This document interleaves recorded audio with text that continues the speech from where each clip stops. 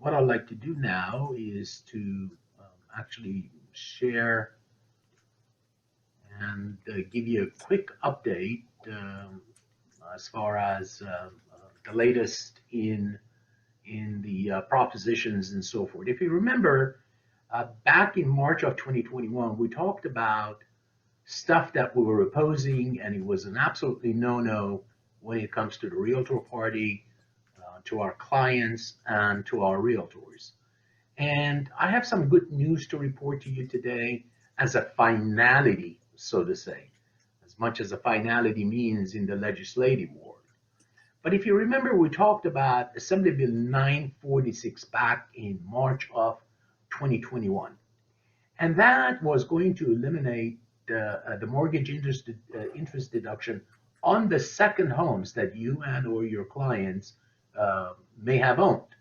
The idea was to eliminate that, the funds that would be raised to be used in order to create lower income housing and so forth. Now, I'm glad to tell you that this thing ran out of battery, out of juice, and it's dead. DEAD. It's done. And we don't have to worry about this thing because this was an anti-real estate measure and it no longer exists.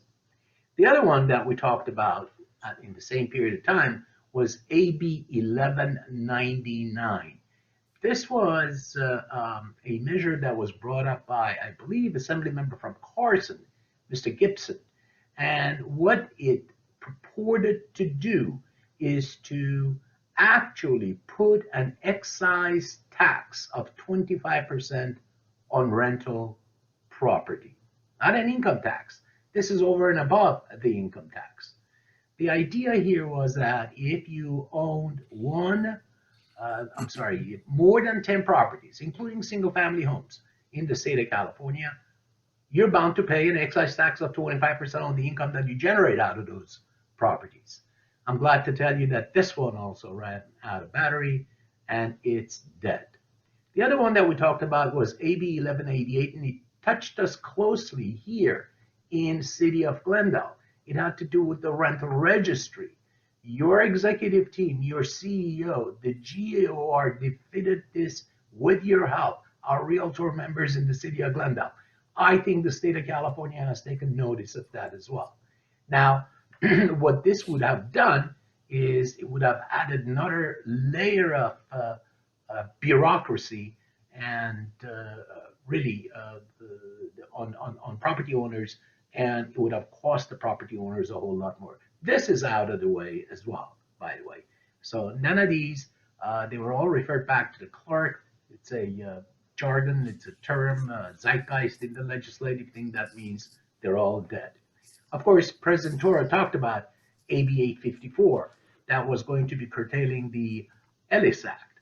And in the words of the indelible and immortal Freddy Krueger, this is all I have to say. Thank you. I like that. All right. We like it when the ones we don't want bite the dust.